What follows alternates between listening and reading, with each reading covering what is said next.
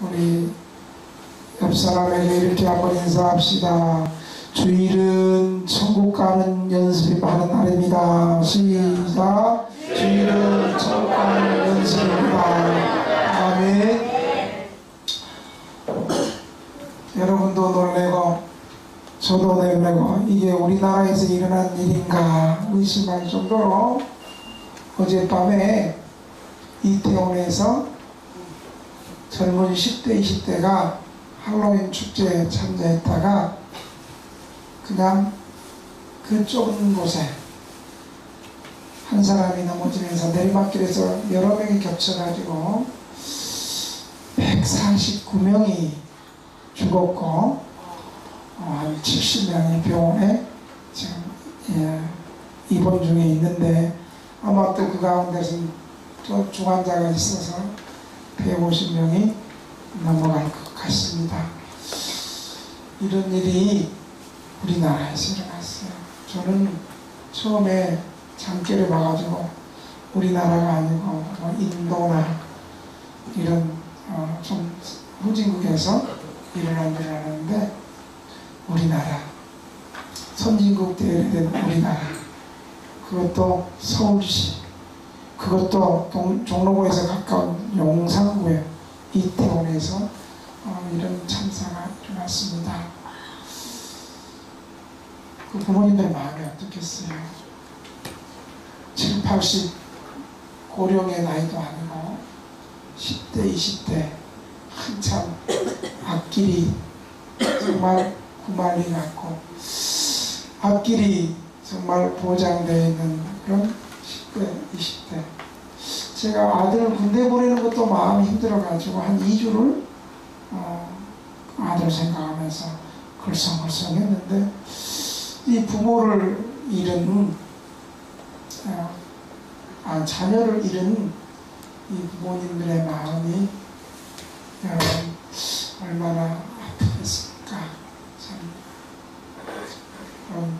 온가족들의 마음에 우리 주님의 큰 위로가 넘쳤으면 좋겠습니다. 아멘.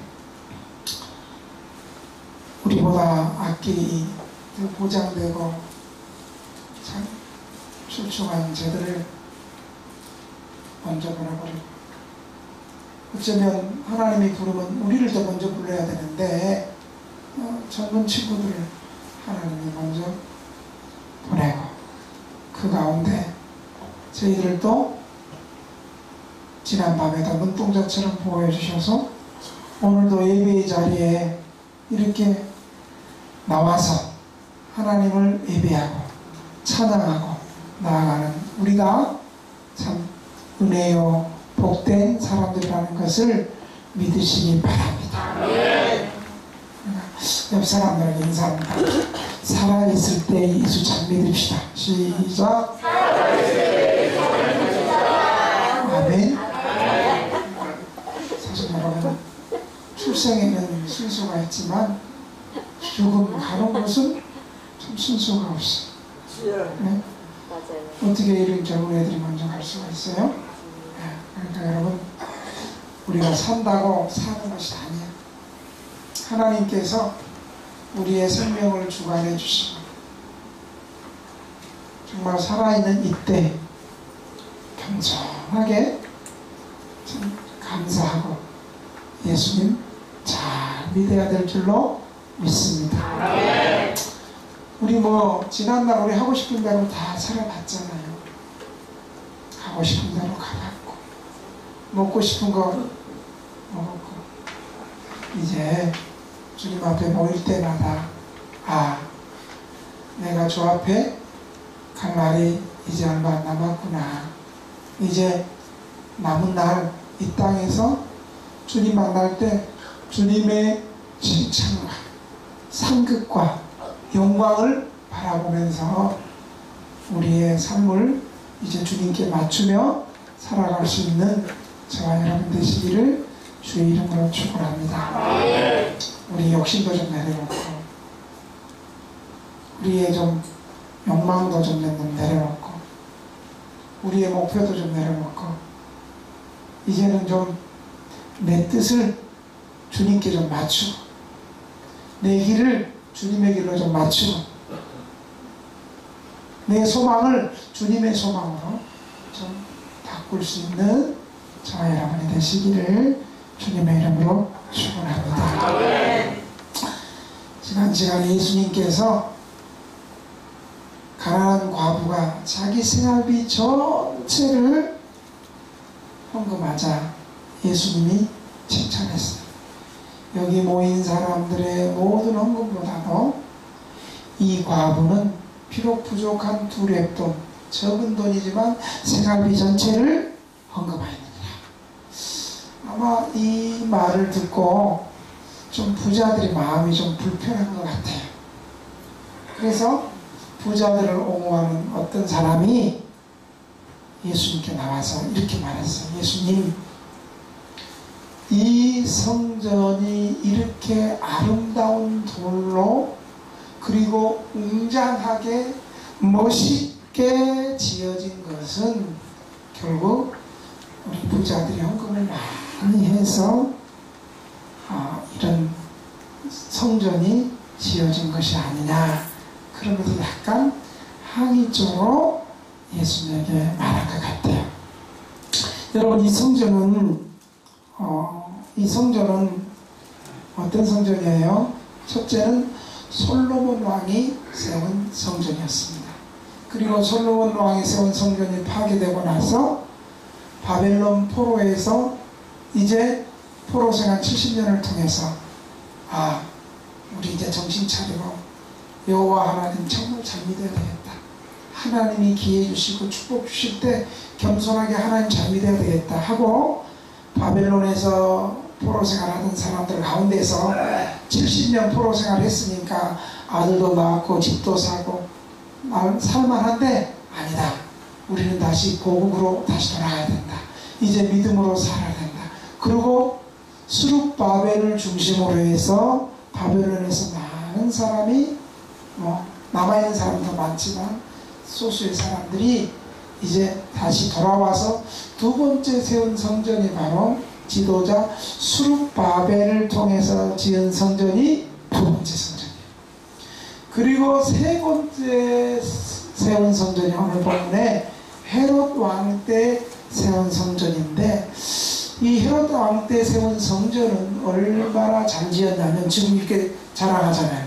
이 아름다운 돌, 옛날 성경 미석, 한문에서 미석, 아름다운 미자, 돌석자, 이 미석으로 지은 이 큰 아름다운 성전 몇 년 동안 지었을까요? 이 성경을 좀 잘 읽어야 될 이유가 요한복음 2장 20절에 보면 너희가 46년 동안 이 성전을 지었다고 말하고 있어요. 46년 동안 지은 아름다운 이 헤롯 성전이 바로 지금 오늘 이 성전을 말하는 거예요. 당시 역사가 요세푸스에 의하면 이 성전을 이 화려한 성전을 소개하는데, 이 성전 현관 기둥에 있는 흰 대리석으로 된 기둥들, 여러분 보세요. 대리석이 좋긴 좋아. 사실은 멋있어. 일단 이거 보세요. 우리도 저 기둥 대리석이죠. 저기요. 저건 대리석처럼 보이는 뭐죠? 시트지. 일단 보이는 박수 치는 대리석처럼. 그래도 그냥 대리석처럼 보이는 시트지가 좀 멋있잖아요. 근데 기왕하면 2개 다 붙이지. 저 하나는 돈이 없어서 못 붙였는지 일단 하나만 가장 지저분하게 보이는 것도 일단 대리석 시트지로 이제 붙이니까 좀 대리석처럼 멋있잖아요. 여러분, 이 대리석으로 현관 기둥이 대리석으로 지었는데, 이 대리석도 어떤 거냐면 대리석 돌을 이렇게 붙인 것이 아니라 큰 대리석 돌을 통짜로 이렇게 세웠는데, 그 기둥의 높이가 몇 메다인 줄 아세요? 12m예요. 12m. 한번 생각하면 12m. 12m는 몇 층일까요? 12m였고 각 기둥들은 다 하나의 돌로 그렇게 세웠습니다. 그리고 성전에 들어가는 그 연복에 험난물들은 참 가장 유명한 것은요, 험난물을 순금으로, 여러분, 저와 여러분이 좋아하는 뭐요? 순금으로 만들어져서 이게 큰 포도나무 형식으로 만들어졌는데, 그 포도나무 송이가 사람만큼으로 크다는 거예요. 그게 다 금이요. 포도나무가 송이가 하나겠어요? 여러 송이로 만들었는데 그게 사람 키 정도, 그 험난물. 그러니까 이렇게 화려하고 웅장하게 만든 둘이 얼마나 들었겠어요. 과부의 두렵돈 갖고는 이게 지을 수 있겠어요? 그 당시 과부의 두렵돈이 한 헌금이 1,500원 정도 됐는데 지을 수 있겠어요? 그러니까 이렇게 화려하고 웅장하고 멋있는 성전이 바로 우리 부자들이 헌금해서 그런 거 아닙니까? 라고 예수께 자랑을 한 거예요. 그러자 예수님이 그걸 놓고, 아우, 우리 부자님들께서 헌금하느라고 참 고생했습니다. 박수합시다. 저 같으면 그랬을 건데. 헌금 많이 해라고 저 같으면 그랬을 건데. 우리 예수님은 그랬어. 우리 예수님은 뭐라고 했냐면 6절에 보니까 너희 보는 이것들이 날이 이르면 돌 하나도 도리에 남지 않고 다 무너뜨리라. 무슨 말이에요? 성전이 파괴될 것이라고 니네들이 지은, 그래 12m로 큰 대리석, 험난물, 포도송이 다 순금이고 엄청난 험난물, 그래 참 멋있다니. 아니는 안 했겠지. 참 멋있는데 언젠가 이 모든 돌들이 다 돌이 하나도 안 남고 파괴된다. 여러분, 그 소리 들었을 때 그 소리를 듣고 있는 예루살렘 백성들이 얼마나 놀랬겠어요. 특별히 예루살렘 이스라엘 유대인들은 뭐예요? 성전 중심으로 살았잖아요. 성전이 파괴된다는 것은 바로 예루살렘이 멸망한다는 거예요. 그들은 예루살렘이 멸망한다는 것은 종말이 임한다는 거예요. 세계가 멸망한다는 거예요. 왜냐하면 유대인들에게 성전은 하나님께서 그 성전, 그 백성 가운데 거하시고, 하나님이 그 성전 예배에 드리는 그 예배당 백성 가운데 하나님이 성전에 거하시는 거예요. 어떤 사람을 축복하고 어떤 사람의 죄는 사해줄까. 일단 아멘 하는 사람은 축복해줘야겠지. 그리고 일단 째려보는 사람은 안 되겠지.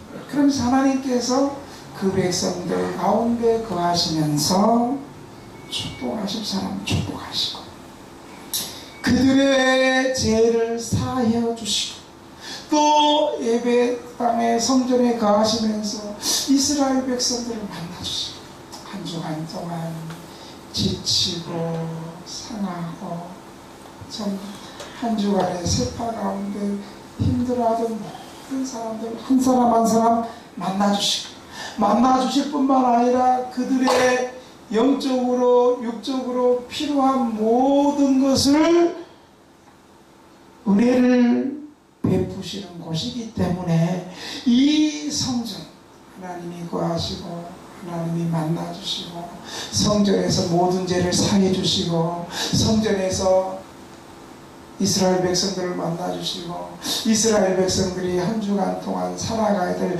영육간에 필요한 모든 은혜를 주시고 받는 곳이 어디라고요? 성전이었어요. 근데 여러분, 그 성전이 무너지고 사라지는 것이 없기 때문에 이스라엘 백성들은 바로 성전의 파괴가 이스라엘의 멸망으로 믿었고 세상 끝 정말로 생각했었습니다.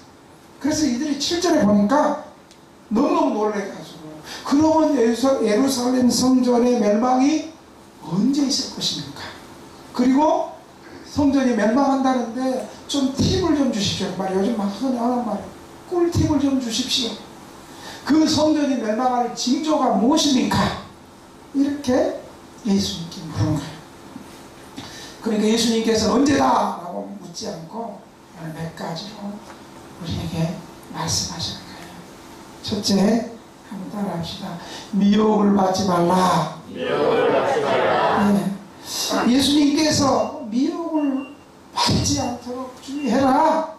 왜냐하면 많은 사람이 내 이름으로 와서 이르되 내가 그라 하며 때가 가까이 왔다. 이렇게 말한다는 거예요. 예수님께서 질문에 대답하기 전에 첫 번째로 언제다, 어느 때 임한다 이런 말씀 안 하고요. 먼저 미혹받지 말라는 거예요. 유혹받지 말라는 거예요. 미혹을 받는다는 말은, 이 말은 어떤 뜻이냐면 잘못된 길, 곁길로 나간다는 거예요. 교회에 이렇게 와야 되는데 바로 입구에서 교회당 바로 왼쪽으로 들어가야 되는데 곁길로 오른쪽 게임방에 들어가가지고 17년 동안 계속해서 땡기고 교회 나오려고 나갔는데 그냥 발길이 나도 모르게 그냥 경마장으로 가고 있다는 거예요. 갈 길을 돌리면서 너무 길게는 노래 안 해도 한 소절은 해도 괜찮아요. 한 3절까지 해버리면 이제 목사님 유행가 나가세요 할지 모르지만 그러나 한 소절 정도는 괜찮아요. 곁길로 가면 얼른 곁길을 돌려서 바로 바른 길로 가야 되는데 미혹받는다는 것은 곁길로 가는 것, 잘못된 길로 가는 것. 흔히 초대교회 이 당시에는 잘못된 신앙의, 바른 신앙이 아니고 잘못된 신앙의 길로 들어서는 배신행위, 배교행위를 미혹하다. 예수님께서 우리도 미혹받지 말라. 왜 그래요? 왜 미혹받지 말라 그래요? 거짓 그리스도가 나타난 거예요. 내가 그리스도다. 그리고 이제 때가 가까웠다. 때가 가까웠다면 뭐예요? 이제 예루살렘 성령이 멸망하고 예수님이 재림이 임하고 세상 끝이 임박했다는 거예요. 그런데 예수님께서 뭐라고 해요? 8절에서 그들을 따르지 말라. 그들을 따르지 말라. 세상 끝이 아니다. 예수님께서는 아직은 세상 끝이 아니니까 이 사람들의 미혹된 말에 따르지 말라. 이들의 잘못이, 주장이 잘못되어 있기 때문에 그들을 따르지 말고 미혹하지 말라는 거예요. 여러분, 우리가 참 이 어려운 재난의 때 자원이 부족하고 여기저기서 난리가 나고 지진이 나고 전쟁이 나고 이런 어려운 때를 살아갈 때 가장 조심해야 되는 미혹하는 거예요. 교회 나오지 마라. 여러분, 한 2년 동안 어때요? 우리 어떻게 미혹받았어요? 코로나가 이렇게 온 사회를 지니까 교회 나가지 말고 대면 예배 드리지 마라. 비대면 예배로 그냥 가라. 명분이 있었어요. 이웃사랑이라는 거. 지금 교회가 얼마나 후회해요? 교회가 얼마나 후회해요? 개척교회가, 한국교회가, 만교회가 없어졌어요. 예배 안 드려서. 미혹받은 거예요. 개척교회는 그럴까요? 대형교회 헌금 안 들어와가지고 이자 못 내고 난리 났어요. 여러분 한번 주변 들러보세요. 우리 교회도 주일날 바글바글 했던 교회. 아이고 이제 앉을 데가 없어가지고 우리 예배당 건축해야 되나. 쓸데없는 걱정 안 해도 돼. 주님께서 막 예배당 건축해야 되나. 그러니까 바로 코로나 보내가지고 정리하면 다 정리해줬어. 여러분 미혹받지 말아야 돼. 아직도 예수 믿냐? 꼭 예수 믿어야겠냐? 꼭 교회 가야 되겠냐? 어떻게 해서도 우리를 믿음에서 떼어놓으려는 유혹들. 그건요, 가족이라 할지라도, 친한 친구라 할지라도 그렇게 미혹받을 수 있어요. 아무리 친한 친구라 할지라도, 부모님이라 할지라도, 아내라 할지라도, 남편이라 할지라도, 친척이라 할지라도 우리를 복음에서, 하나님의 사랑에서, 믿음에서 천국길을 걸어가는 이 길에서 우리를 미혹하는 소리가 여러 방면으로 올 수 있어요. 가장 믿었던 사람에게 미혹받을 수 있어요. 아예 아예 외부에서 하는 유혹은 우리가 차단할 수 있지만 가장 가까운 사람, 여러분, 가장 가까운 사람이 믿음을 배반하고 미혹받는 길을 갈 때는 단호하게 아니요! 뭐라고 말할 수 있어요. 왜 나까지 같이 지옥 가게 하려고 그러냐? 가려면 니나 가라! 나는 믿음의 길을 간다! 너 회개하고 믿음의 길로 돌아오라! 뭐 하면서 왜 이렇게 시원찮대?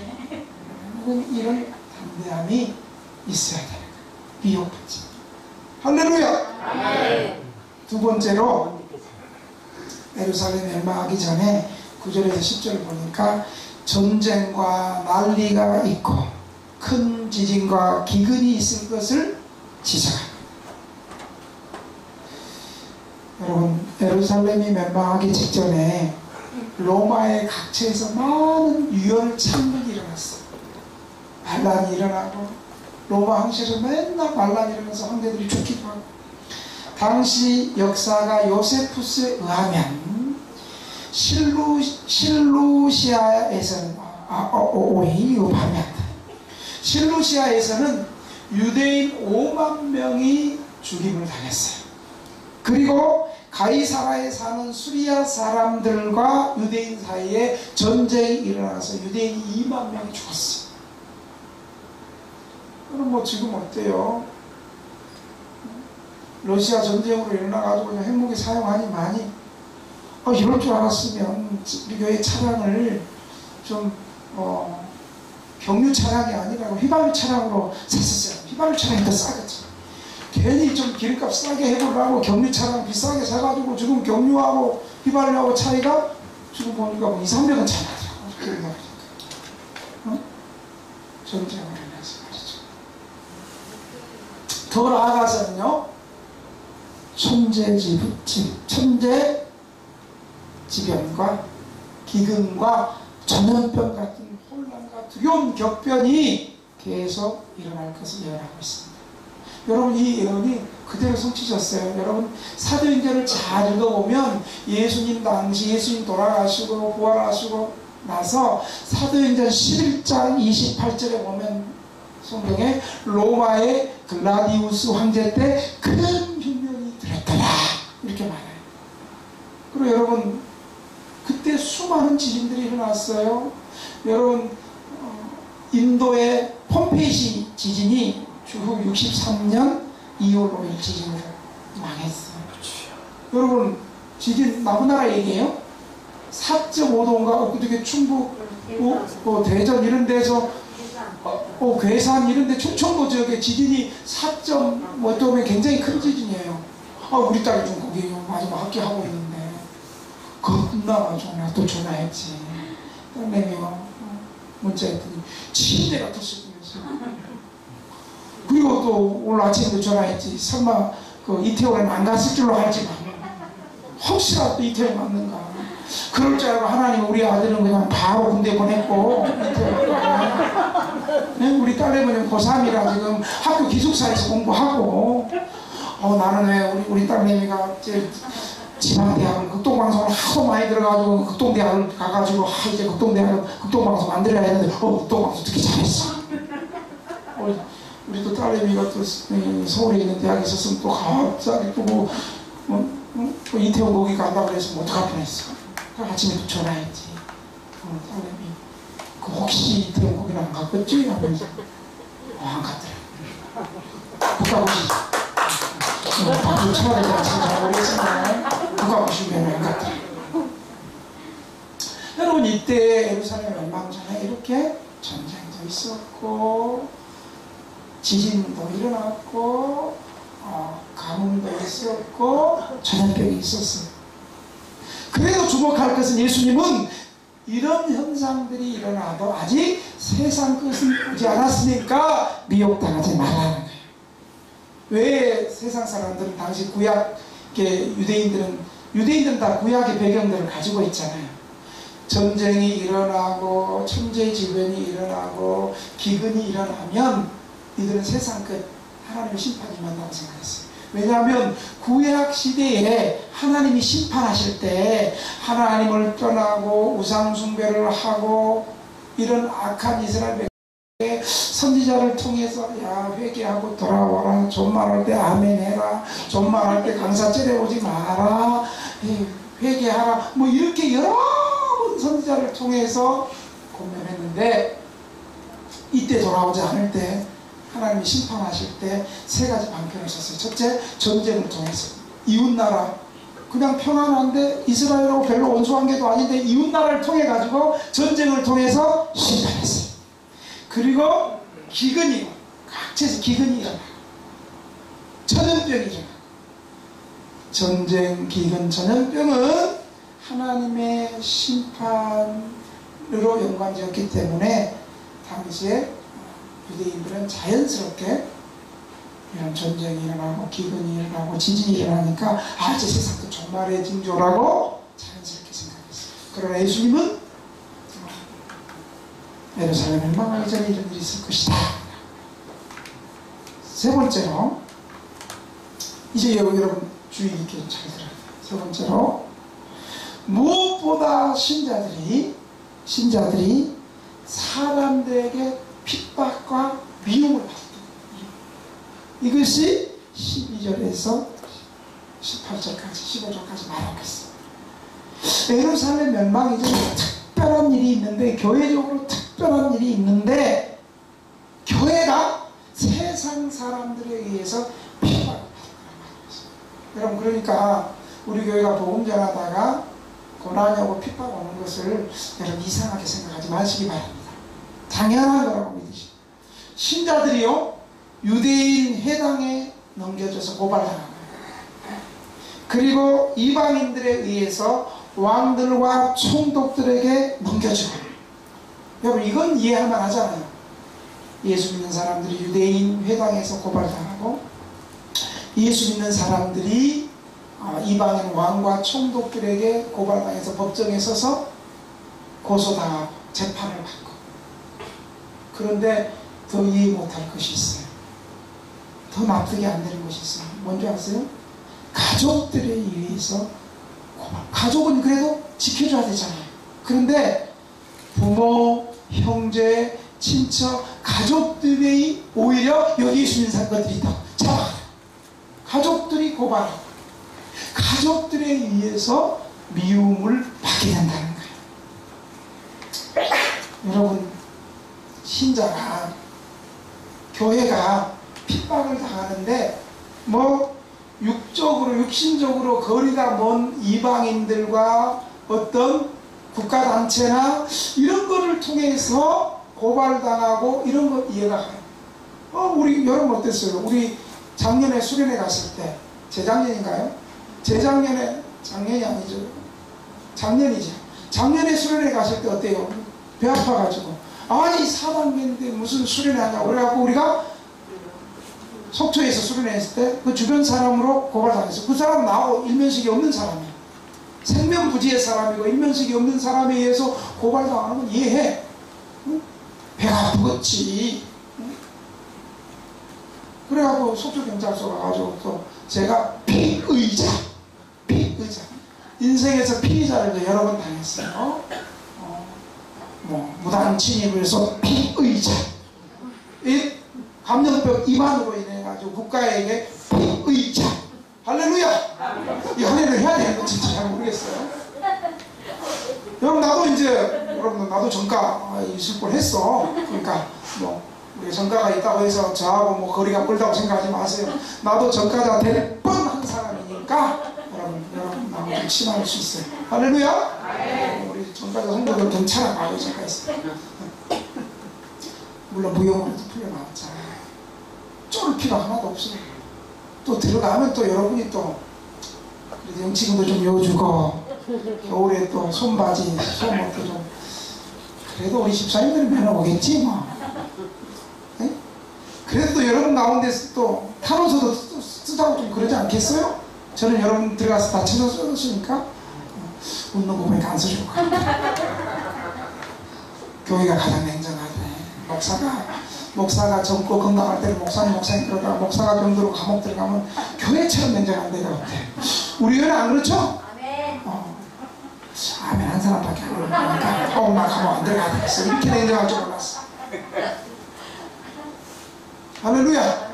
네. 오늘 설교를 제대로 했는지 잘 모르겠었지만 여러분 제가 얘기하자는 것은요, 생명부지에 한 번도 만난 사람이 없는 사람들이 우리를 교회를 고발하는 것은 이해가 돼요. 그런데 여러분, 가족이, 아내가, 남편이, 아들이, 친구가, 친척이, 여러분 그러니까 아무리 가족이라 할지라도 예수 안 믿으면 결정적인 때는 다른 위치에 서게 된다는 거예요. 여러분 그리스도 안에서 하나님을 아느냐 모르느냐, 이 근본적인 구별이 있다는 거예요. 신자냐 불신자냐, 이 구별은 혈육도 어떤 친한 인간관계도 이 깊은 틈을 메울 수 없다는 것을 기억하시기 바랍니다. 그래서 부모 형제가 나를 이 마지막 때 법정에 고발할 수도 있고 판결을 받고 심지어 죽일 수 있다는 거예요. 여러분 하나님의 나라를 모르는 무식한 것들이, 하나님의 은혜를 모르는 무식한 사람들이 하나님의 은혜를 아는 신령한 교회를 고발하고 박해하는 것이 있을 수 있다는 거예요. 여러분 기억하세요. 참된 가족은 이래서 혈육이냐 인간적인 깊은 우애관계가 아니라 그리스도를 믿는 참된 믿음의 가족이 바로 하나님 나라의 참된 가족이고, 현재 주일마다 이곳에서 예배드리는 저와 여러분이 참된 믿음의 가족이라는 사실을 믿으시기 바랍니다. 네. 여러분 가족들은요 끝까지 천국 못 가는 가족도 있어요. 저 7남매지만 저 아직 예수 안 믿는 사람이 있거든요. 형님 있거든요. 천국 못 갈 수도 있어요. 여러분 살아있는 동안에 전도해요. 저는 기도해요. 그랬어요. 여러분 우리 성도들이 서로 사랑하고 살아야 될 이유가 뭔지 아세요? 우리는 예수 믿었기 때문에 천국에서 영원토록 만나요. 근데 여러분 지금 혈육으로 맺어진 가족 가운데서 예수 안 믿는 사람이 있고 친척이 있으면 그 사람은 영원히 천국에서 못 만나요. 여러분 우리가 천국 백성이고 우리가 정말 사랑해야 돼요. 여러분 천국에서 만났는데 서로 사랑하고 만나 얼마나 서로 민망했어. 여러분 예수 믿느냐 예수 믿지 않느냐, 이것이 결정적으로 하나님 앞에 설 수 있는 근간이라는 사실을 여러분 믿으시기 바랍니다. 네 번째로 놀라운 사실은 13절에 15절 보니까 교회가 환난과 핍박을 받아서 쓰러지거나 없어질 것이 아니라 오히려 무너지지 않고 오히려 이것을 통하여 그리스도를 강력하게 증거하여 복음이 널리 전파하게 되신다고 주님은 말씀하고 계십니다. 13절에 이 일이 도리어 너희에게 증거가 되리라. 15절에 내가 너희의 모든 대적이 능히 대응하거나 변박할 수 없는 구변과 지혜를 너희에게 주시라. 여러분 오히려 핍박하고 교회를 핍박하고 박해하는 교회가 없어질 것 같죠? 천만의 말씀. 여러분 지금까지 교회사를 연구해보면 언제 부흥이 가득 일어난지 아세요? 교회 핍박할 때. 오히려 교회 핍박할 때. 예루살렘이 떴어요. 5만 명 2만 명 모여서 예루살렘이 핍박하니까 핍박으로 끝났어요. 오히려 핍박한 예루살렘 교인들이 각처로 흩어져가지고 교회가 더 생기고 부흥의 역사. 그건 초대뿐만 아니라 중세, 현대에도 핍박하는 곳에 부흥의 역사가 일어났다는 사실을 여러분 믿으시기 바랍니다. 그래서 오늘 성경은 이런 박해의 상황이 닥칠지라도 여러분 핍박받는 게 진짜 신자예요. 핍박을 받지 않으면 같이 술 먹으러 다니고 같이 그냥 안 갈 때 가고 그러니까 신자인지 불신자인지 불신자들이 볼 때 우리 편 같아서 핍박 안 하는 거예요. 그런데 여러분 우리 알잖아요.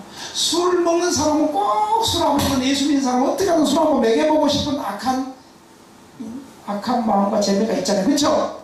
여러분도 옛날에 그랬죠? 술 안 먹는 예수 믿는 사람이 있으면 제가 내가 술 한번 먹여봐야지.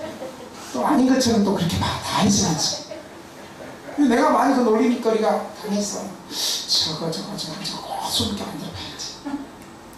믿음으로 버티니까 나중에는 포기하더라고. 그래서 나중에는 아예 지네는 술 먹어도 나는 음료수, 같이 나는 음료수. 그러니까 나중에는 지네 안주를 너무 많이 먹으니까 아예 나는 그냥 지네 술 먹을 때 안주 말고 밥을 시켜줘. 근데 놀라운 사실은요, 술은 내가 안 먹었는데 그 분위기에 있으니까 내가 체가 비틀거리더만. 술은 지네가 먹었는데 그랬지. 친구들, 야 술은 내가 먹었는데 왜 네가 계산하는데 계산도 제대로 못하고 비틀거리냐? 그러니까 안 가르쳐. 할렐루야.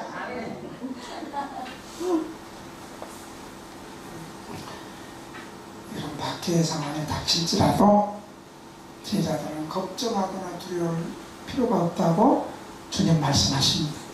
왜냐하면 15절에 보니까 성령께서 친히 그때 대적자들이 능히 감당할 수 없는 말을, 구별을 우리의 입에서 성령께서 지혜를 주시고 그들이 이기지 못할 그 진리의 말을 통해서 복음을 증거하고 담대하게 복음을 증거할 수 있도록 성령께서 도와주시니 걱정하들들 말어, 이렇게 말하는 거예요.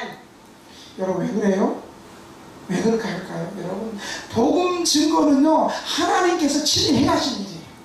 여러분, 그러니까 우리가 복음 증거할 때 쫄이지 마세요. 아이고 이거 저라면 교회 안 나오고 쪽팔리면 어떻게, 담대하게! 이건 너무 세게 말한 것이고요, 담대하게 내가 복음 증거할 때 주님이 함께 하시자. 네? 한 주간 동안 신방하고 장례식 저 부산까지 내려가고 설교 준비할 시간이 좀 부족했지만 그러나 기도하고 내가 복음 전할 때 부족한 설교를 하나님께서 담대하게 성령께서 역사하시고 믿는다. 네, 그러고 하고 섰어. 복음 증거는 하나님께서 친히 행하시는 일이기 때문에 우리는 믿음으로 담대하게 전해야 되는 거예요. 뭐 내가 전도 왔다가 설교 중간에 갔다 할지라도 그래도 담대하게 또 권면하고 담대하게 말하고, 왜냐하면 복음 증거의 능력은 내 지식과 내 지혜와 내 경험과 잔머리로 하는 것이 아니라 복음 증거는 하나님께서 하시는 일이고 하나님께서 전도에 미련한 것들을 통해서 구원받게 하시는 위대한 복음의 역사이기 때문입니다. 하나님께서 주시는 능력, 성령님께서 우리에게 주시는 말씀을 따라서 그리스도를 증거할 때에 교회와 그리스도를 대적하는 어떤 자들도 신자들을 능히 맞서거나 반박할 수 없다고 말하고 있습니다. 그러므로 환난 가운데 오히려 복음이 힘있게 증거될 걸 믿고 19절은 인내해야 될 것을 말합니다. 따라합시다. 인내합시다. 인내해야 돼. 여러분 인내해야 돼.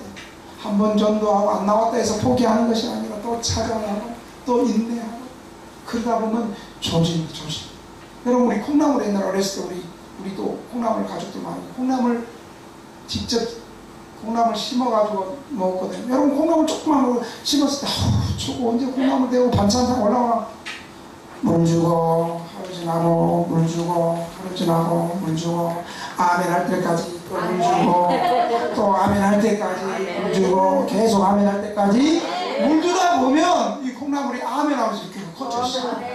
아멘 하면 뜯어서 먹는 것이. 할렐루야.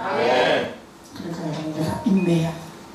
여러분, 인내해야 될 이유는요, 어떠한 상황 속에도 하나님이 지켜 주실 것을 믿고 인내를 잃지 마십시다.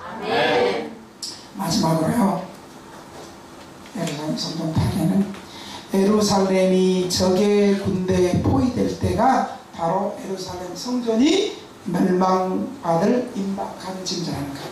그래서 유다의 때 예루살렘 군대가 포위할 때 유다에 있는 사람들은 산으로 피하고 예루살렘 안에 있는 사람은 그곳을 떠나고 성 밖에 있는 사람은 굳이 예루살렘으로 들어가지 말라고. 왜냐하면 예루살렘을 멸하러는 군대와 맞설 생각을 하지 말고 산으로 피하고 오히려 예루살렘을 버리고 떠나라고 말합니다. 왜요? 이때는 오늘 말씀해 보니까 22절에 징벌의 날이기 때문에, 심판의 날이기 때문에 하나님께서 오래 기다려 주었다가 회개할 기회를 주고 줬다가도 회개하지 않고 오히려 강팍하니까 하나님께서 이제는 징벌의 날이기 때문에, 하나님께서 징벌하실 때 어떠한 세력도 하나님과 맞설 수가 없는 거예요. 여러분, 하나님하고 맞서서 이길 사람 누가 있어요? 그때는 납작 엎드리고 회개하고